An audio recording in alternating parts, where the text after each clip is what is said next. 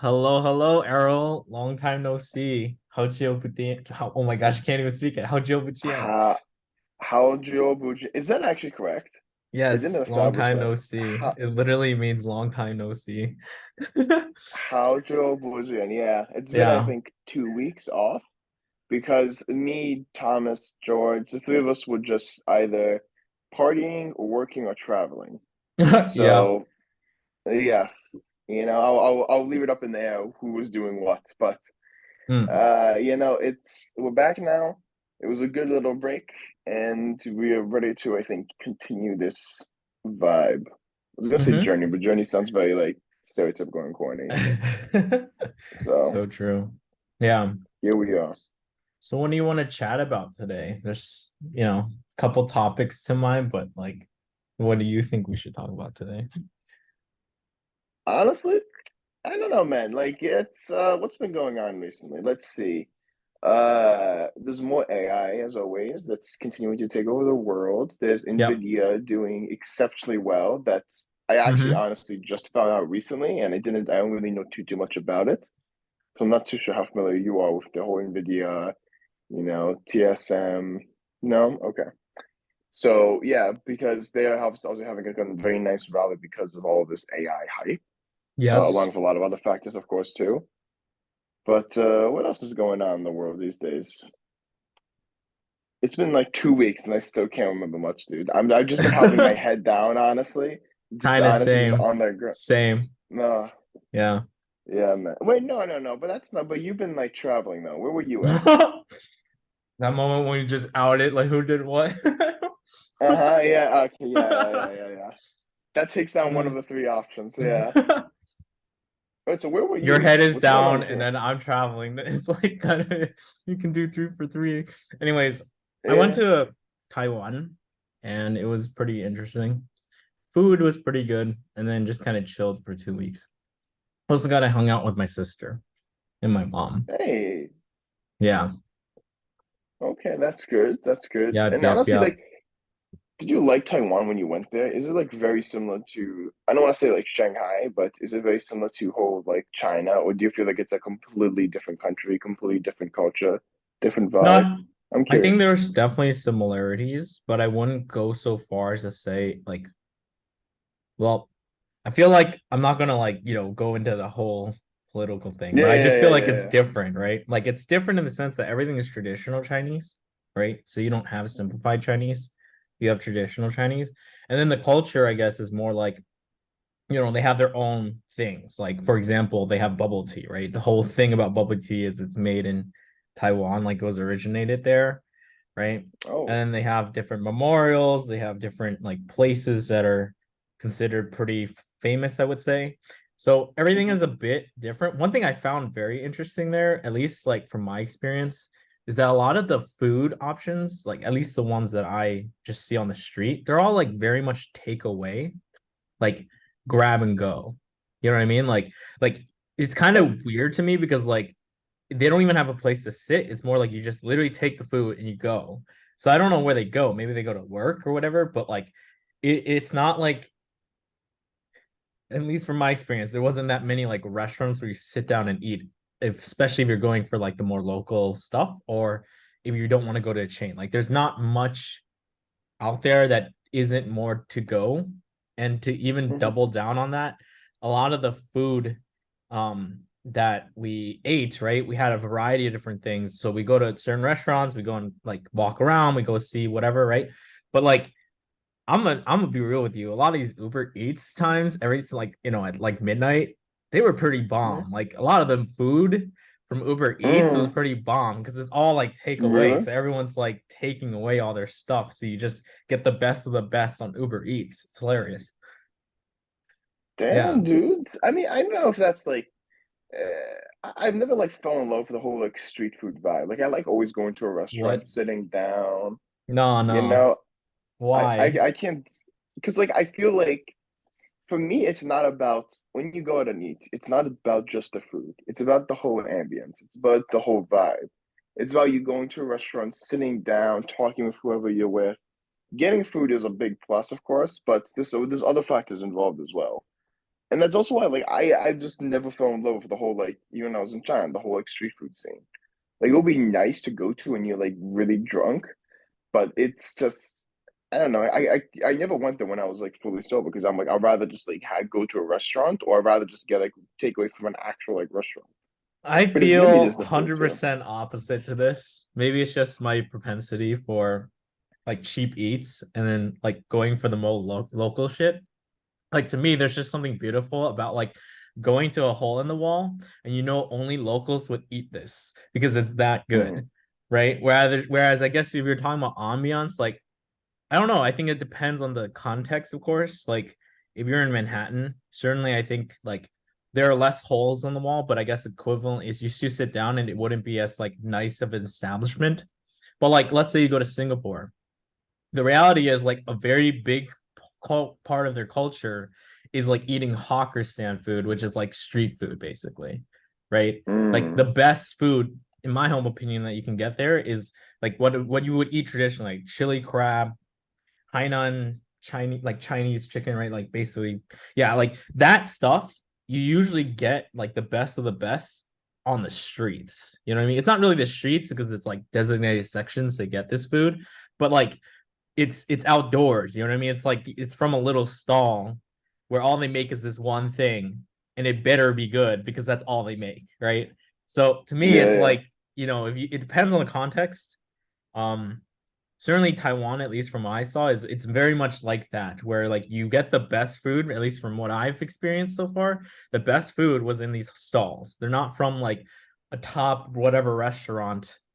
It was not that. It was definitely like Mm-hmm, right outside. Like I was eating this like these baos, right? Like baos, mm-hmm. like just dumplings or whatever. And like the best ones were just like in this shack where this old woman is cooking them up, right? And all these locals are passing by and getting it, and you don't see like any tourists like around at all. Mm. Yeah, it's Yeah. a very like localized thing. It's like I feel like that's always been street food has always been something that only really locals would get. Like even when I was in Thailand, there wasn't Thailand's like also like really known for a lot of its street food too. But when I Mm-hmm. went there, it's like honestly, dude, like I kind of saw a lot of tourists walking through the street food vendors. They weren't really ordering anything. It was more so just like a kind of just like a go and see type of thing. Like, oh, let's see what they have. But not, I didn't see really that many people actually eating. It So was mostly here's the just for the aesthetic. distinguishment. I feel like in certain places, like Thailand's a great example, like Bangkok, right? Like they have Yeah. some night markets that are like more suited for tourism and other ones that are more suited for like localized, right? So Hmm. like the way I see it is a lot of food markets at night, like night markets, when you go there, like you're right, that ambiance is not to like sit. It's really to like snack Yeah. and go, right? And it's more Yeah. like touristy, like buy, and then like take a picture and like eat it and just go, right? Like I'm talking more about like a shack in the wall, Yeah. like there's a place in Thailand, at least near where I live, and it's like really, really good. Um, like just basically chashu, right? Like basically, pork that's fried, and it's so damn good. It's somewhere where Mm. you sit outside, right? But it's not like where it's a night market. You're still sitting outside. The ambiance is not an ambiance. It's just you literally sit on a wooden stool and like a table that's makeshift, and they're like just this is all they cook, right? And that's what you eat. I think Yeah. it's equivalent of like eating like ramen in a ramen stall in like Japan, right? Like it's kind of like not high class sushi, whatever. And it's also not the touristy shit. It's just like that's what they do. This is where you eat it. You Yeah. eat it at a stall, and that's the best version of what this is, right? Yeah, that's fair too. I think it's also I don't know, man. Like I've also been like really accustomed to now. eh, Like if I want to eat, I want to eat right. Like I don't want to eat on like in like a little stand. I don't want to sit on like a like tiny ass stool because I'm 6'4", dude.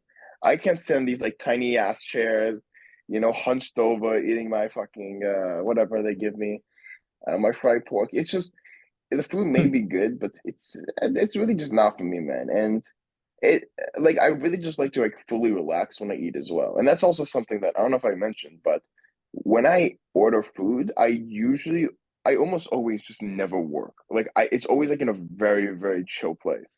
Like there's people at my office, for example, they get their food and then they go back to the desk and then they just continue on working as they take bites every now and then.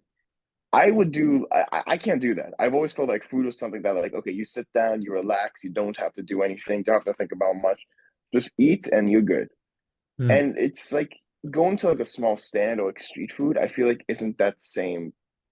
I don't know. Just like for me, it's like the same vibe. Like it's just not like I don't see it as chill. I don't see it as you kind of sit down, you relax. But once again, like I'm also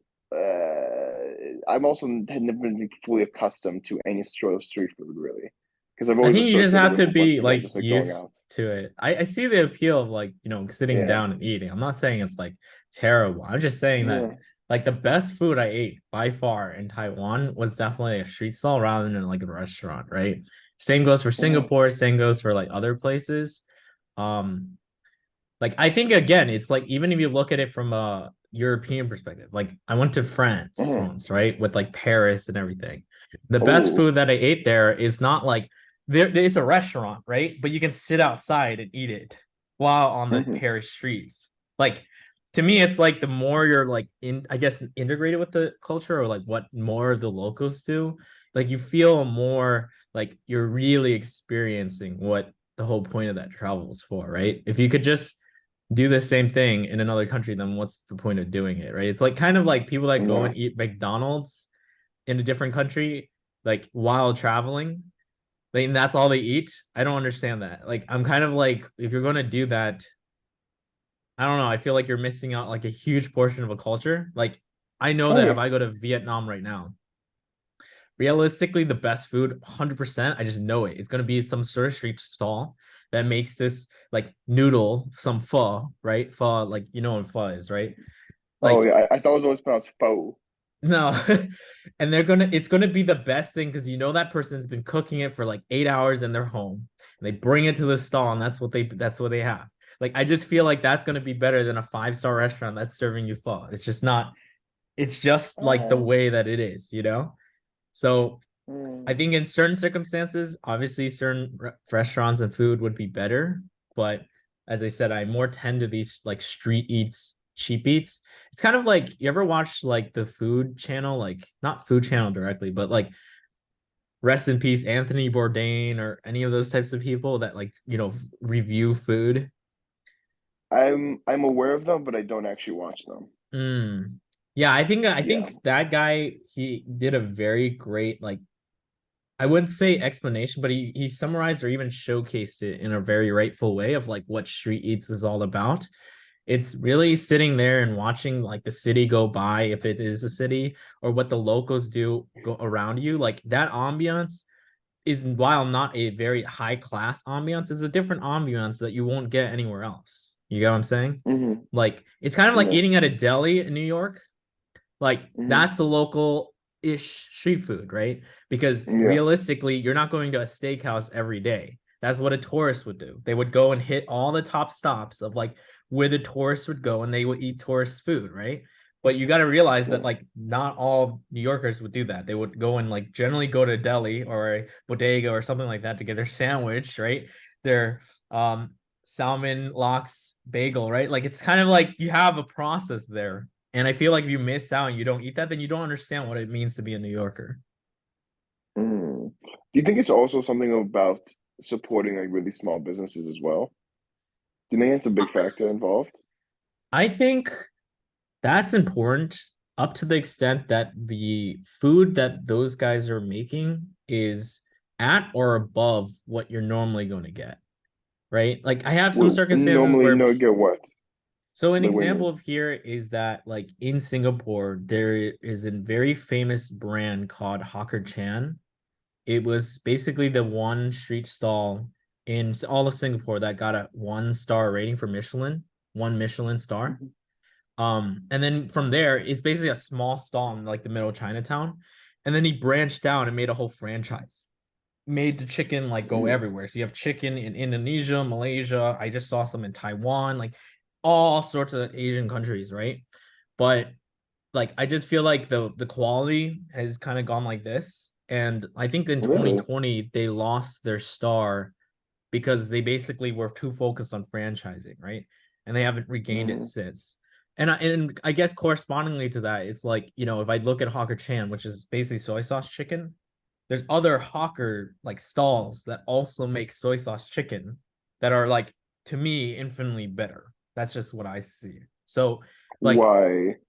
because Is it also part they of the cook it franchise? better.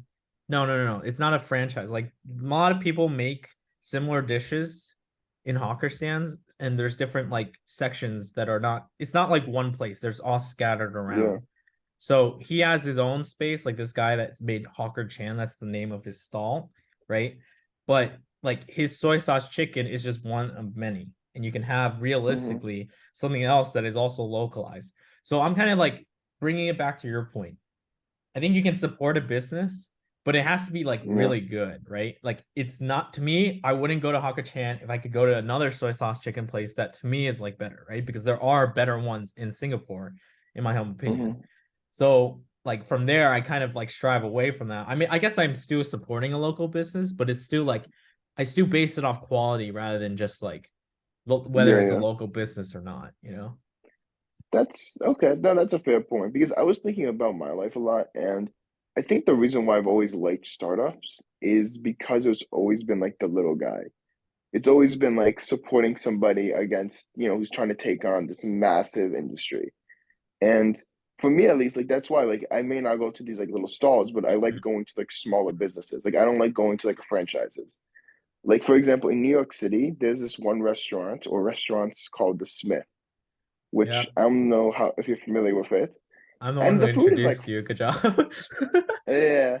And like the food is like fine, but it's also like at the same time because they have multiple locations, it kind of Mhm. takes away the magic a little bit. So like I like going to a place where it's like it just sounds a little fucked up, but like where they're barely getting by. I kind of like that. I kind of feel like going to a place where like you get to talk with your grandma, or not your grandma, but somebody's grandma. They're like whipping up some sandwiches, things like that, where it's like it's a restaurant still, but it's still like a really small business, and that's I don't know, dude. I've always liked that, and I think it's the same reason why I've always liked startups. It's the same, I guess, reasoning for it.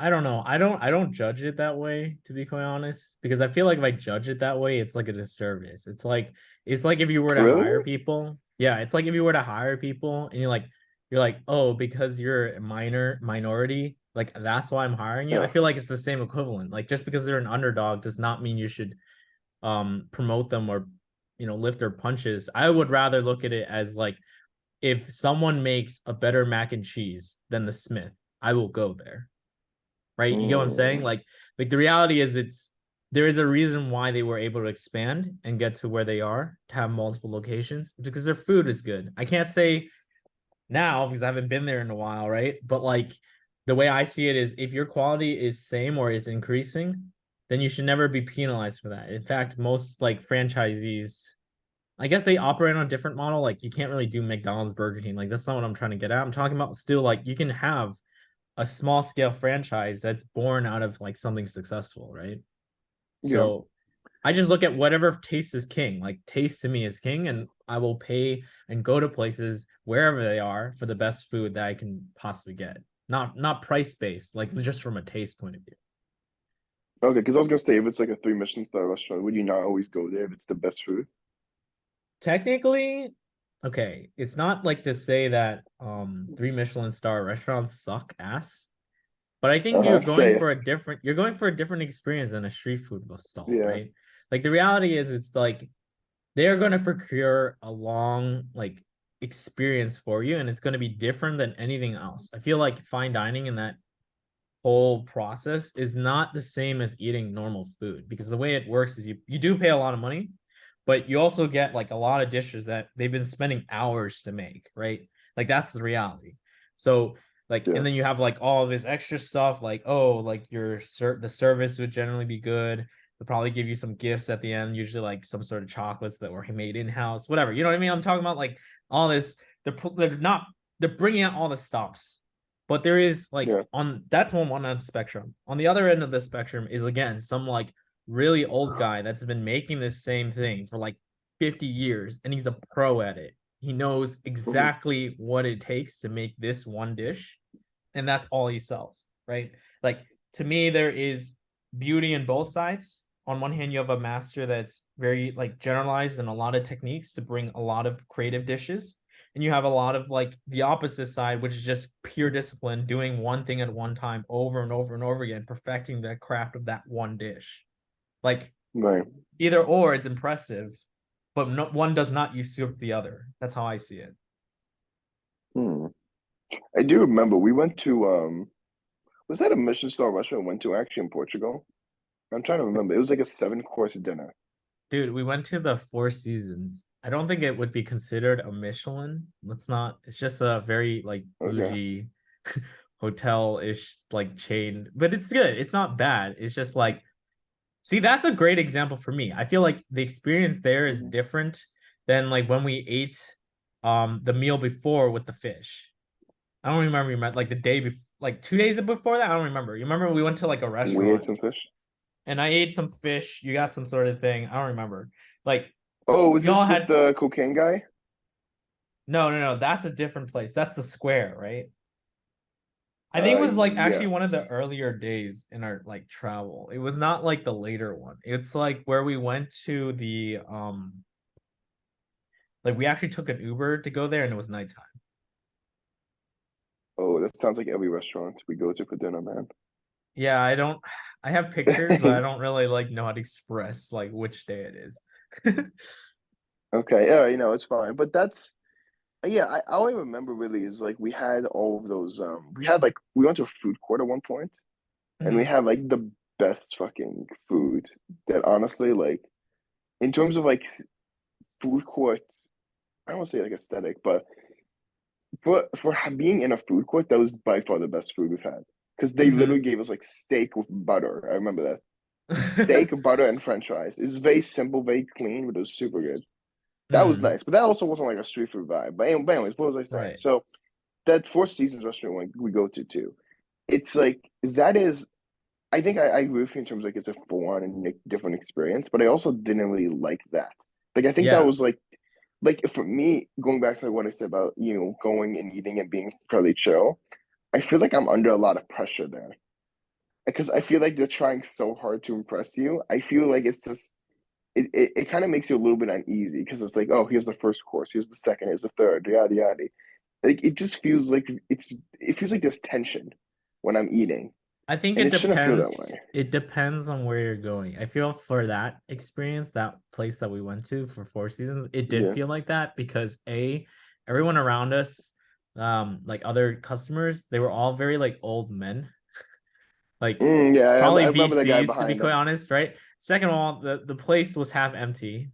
So you have like usually maybe you get like one server. Now we have like three upper asses, Yeah. right?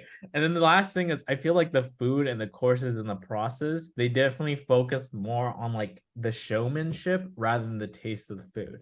So I feel like when the food is forgotten, then everything else still falls apart, even though it like is showcased well, because like Yeah. you can't really sit down and enjoy it. I think the whole point of this is like if you're in a very good fine dining restaurant and the food is damn good, you would kind of just forget all of that.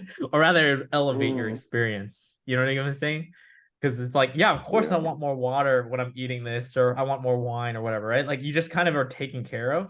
But when the food is like, then you're kind of like, okay, why are you pouring me wine? I don't, you know what I mean? Like, I don't really care. I just Yeah. want to leave. Yeah. What did I think it was Marco Pierre White. So I do know some things about the food industry, but I think it was Marco Yeah, Pierre White who said he dislikes going to those types of restaurants where there's many waiters, many different courses, primarily yeah. because I think in his words he says, "I'm not there to have dinner with the waiter." That's That's what a he very said, and fair I'm just statement. I think that's, yeah, yeah, that makes a lot of sense. Honestly, a really good trained waiter shouldn't, from what I understand, they shouldn't be like someone that you even like, I wouldn't say recall, but their presence shouldn't be overriding what the dish has to offer. In fact, if you see a waiter keep on like pouring you water or whatever, and it's like getting a little bit annoying, then that means they're just not doing it that well. They're being yeah, too overly attentive. yeah. Have you ever worked a service job, by the way? I'm just curious. I have not. Have you ever been a waiter? You have, right? I mean, not waiter, but you've been like a Well, Chipotle dude. So like you probably have way yeah. more stories to tell. Yeah, well, no, like I don't know, dude. Like I worked at Chipotle for a few months, and then I eventually got fired. But it was like Mm, mm, it was a good time while it lasted. But honestly, dude, it was just like a lot of like kids were just the worst, man. mm. And then it because it would be a lot of like it's not like we got like snobby customers, but we would have people who just really wouldn't pay attention to their kids, and the Uh-huh. kids would just like not Go like order a crazy. bunch of things, but Yeah. it's like they would like order something and then they'd say, "Oh no, I didn't mean that," and then Mm, we'd have to throw it away. And actually, it's not exclusive just to kids, but it was mostly kids who did that. But it was just like for us at Chipotle, we can't like save the bowl for later. We can't like take out what we put in. So yeah. there have been times where it's like someone would come and be like, "Oh, I want chicken," and we put on chicken. They're like, "Oh no, not that chicken." It's like, Mhm. motherfucker, we have one type of chicken. What do you mean? So it's like things like that were like super frustrating. And then I also worked as a security guard, kind of. I don't even know what Mm, you call it. yeah. At the Edge in New York City, and that was fun.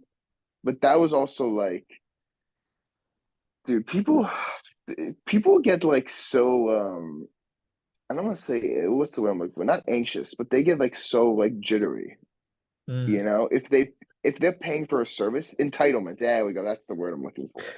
People get like very entitled like very quickly. Not it's of course not everybody, but if people are Yeah. paying for a service, they feel like they and like you are just working at like a service level job, they Yeah. feel like they are significantly above you. Like Yeah. I mean, like, yeah, I can talk some shit right now about one company, but there was yeah, okay, it was Boeing. So Boeing had an event on the 100th floor.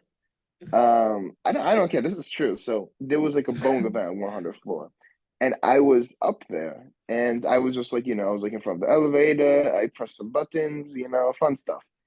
And Mhm. I remember like the Boeing event, it was like all the executives or like the head engineers and such. And it Yeah. was some like stockholders meeting, and I'm just like standing there doing my job. But I can tell, like low key, every time they walked past me, I it definitely felt like some like superiority over me. Like a lot of them were like I don't want to say rude, but a good amount of them were more rude than like an average customer, like the average person I encountered during my job. Like it's Well, definitely like a very, I don't know, dude. Like that's all of that is just to say, like being like I don't know if you would count as like a service job, but just like mhm. dealing with a lot of people all the time, it's just so fucking. It's the reason I went to tech, dude. Like honestly, like it's just not me. I can't deal with people all the time. People are Yeah, I frustrating. think I think there's a certain respect to people that are in the service industry. Um, Yeah, I don't think it's easy. And if anything, that just means that like you as the customer shouldn't be that type of customer. Can't say for other people though. I think that's just generally like how the world works. It's like if you can kind of, I don't know, be just mean. It's like people just tend to kind of be like that, especially when they feel yeah, like they deserve it. It's just kind of bad, but at the same time, I don't know. I feel like at the end of the day, like it's just, you have to deal with your punches and like people that are like that. Hopefully the yeah, people that are in charge, they have like the wherewithal to be like, okay, we're just not going to serve you or whatever, right? But yeah. yeah, it's just That's hard. also something that's interesting too because I'm finding out in like for my company right now, we obviously have a lot of sales, Mm, and a lot of the time it's we don't ever want to lose a client because of I don't want to say like they're being mean, but if they're being like very demanding, we still want to do our best to keep them very happy, which is hmm. fine, but it's also at the same time it gets me thinking a lot about like to what extent are you going to please the customer? Like where do you draw the line for a customer who's like just demanding a lot, who might be like a little bit rude? Is there a line in, for example, like sales, or is there no line at all? At the end of the day, it's just do whatever you can to get them to pay you money. No, the line should be based around what you consider the baseline. Like baseline's based on price. If you're spending $1 and you're expecting a grand palace, there's a Yeah. mismatch. That means the salesperson doesn't know what they're worth. If they're spending $100 million for one experience, right? Mm, Then it's like, okay, that's a little bit more justified why you expect everything to be perfect, right? So in a sense, I get what you're saying. Like, it doesn't mean that you should be an asshole as a client, but I Yeah. feel like the whole premise of serving is that yes, there is an extent of what the client has paid for and what you have agreed to.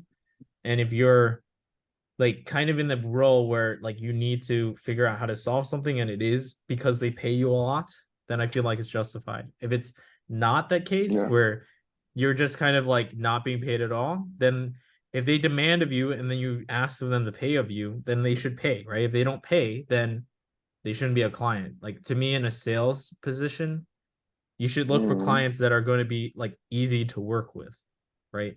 Like if you're not, I'm not saying that that's going to always happen. I understand that there's always going to be like risks here and Yeah. there, but like if you can choose and you have like say your KPI is I need 5 clients and you have like 10 on the deal flow here, and like let's say 4 of them are assholes, then choose the other 6 that are like really great clients to work with, right? Like Yeah. Because like I'm also thinking if you remember for Kupsa, we had that one Russian company, calling them you out. know, Damn. calling them out. The Russian company. I'm not calling them out by name, but they were just so difficult to work with. We pretty much just said like we don't want to do it anymore. Like it's fine because they kept delaying it over and over again. Which, I think looking back, I don't know. that's a different issue. So like the Was problem it? that got to it is that they're difficult to work with and we're not getting paid, right? They're actually extending their payment before we even Yeah. do anything. So to me, it's like all that work was for nothing. It's kind of in that like sort of you're taking a lot of my time. As a salesperson, my value is my time and how much I go to clients. How many clients can I consume, basically, right? And Yeah. like these guys are taking a lot of other valuable opportunities away from us because we're spending time on them. That's the whole premise of why we're like frustrated with it. But I think the thought process there is like, well, the client is huge comparatively to all our other potential clients. So we deal Yeah. with the crap because the payoff could be higher. It didn't turn out that way, which is why we can be like, oh well, fuck that company or whatever, right? But like in the reality, it's not like that. I think it was knowing what we knew and knowing the sales types of position that we were in, we weren't like super mature on this. I think we did our best play. I don't think it was like a problem or anything. Because I'm thinking like, imagine if we actually like bagged them as a client and then we worked with them extensively. I can't stop really thinking about that because, like I said, like right now I'm talking to salespeople and I'm learning more about it, and it's like a very heavy emphasis on not do whatever it takes, but it's definitely more in that direction as I originally thought.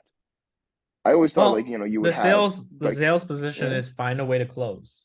Always close, right? It's like the yeah Jordan Belford technique. Close, close, close, right? But like yeah realistically, it's not like what you see on TV, right? I think you need to first ascertain what their problems are, how well you can solve them, and then if you can solve them, then you charge accordingly. And if they're not willing to pay, then they're also not a client, right? Clients are only really people that are willing to pay this amount of money for your services. You can right choose to say goodbye, but maybe the salesperson is not the decision maker in that process usually, right? Like it might be the CEO. The CEO is like, you got to get this KPI done. I don't give a crap like how you do it. You got to just do it. So it's hmm realistically like going to be a different process for like I guess an underling salesperson compared to let's say the CEO was selling and getting clients, right? Because the CEO is going to decide differently by nature. They'll probably be like, "Oh, this is so frustrating. I'm not going to deal with you. Goodbye." yeah mm, that's fair, man. But that's also why like I can't go into sales, dude. Like I think it's very imagine like difficult. all right It's not easy. yeah Yeah. It requires a certain person. It's not for everyone, but I know for a fact that like being a salesperson in a sense, you can't just like you have to gauge what sort of vibe is this client going to give you, and if you feel like the payoff is based around what they're paying you, right? Pretty self-explanatory. And if you can find a way to deal with their bullshit, then it's fine. Like you're just doing mm, measurement of risk, really, right? Like if you're going to say, "Oh, I'm going to promise you the Taj Mahal," and you can only like give you them a shack, then you can't do that either. Your services are misaligned. yeah. But it's not even like the exact like what is being transacted. It's also, in my opinion, very strongly aligned to if you do a really good job for a client who doesn't pay you that much money, your brand as a salesperson is going to expand so I don't even know. Like it's very difficult to say like exponentially, but I've always felt like if you're like 100% of a client who has maybe spending $1 on you as opposed to one that's spending like $1 million on you, I feel like just doing that same energy, that same, I guess, like effort for that $1 person would really benefit you significantly more than maybe even the $1 million one. Because with the $1 person, it might now be like, okay, you did such a good job. We are going to continue doing business with you and do more business. But also, at the same time, we see how hard you work. We see how good you are, like pleasing us. Therefore, we're going to actually recommend you to our other partners. So that's why it's also like, do you not want to give 100% to everybody? Because there's always that chance that these smaller companies can also like really just say like, okay, they're doing a lot more than what they should be doing for us. They're Problem treating us is like $1 million company. from a sales position, time is money, right? If you're trying to onboard a client, you will always onboard someone that's offering $10 million because that means like you would have to do 10x more time on someone that's giving only 1 million, right? Or Mm-hmm. even like 100 times more if you're doing like, whatever, 100,000, like keep going down, right? No. But I think it's also the fact that you're like, whatever client you're going with, if you go for the dollar guy, the only recommendations of people that are around him are going to be other people that are willing to only pay $1. You're not creating Mm-hmm. clients that are going to give you $10 million. So there's no trade up. There's no riding the way up because your Mm-hmm. quality of work is getting like basically smashed to pieces every single time you try to evaluate yourself. You're undermining yourself. You will never be able to override and make your price higher. Mm. This is a freelance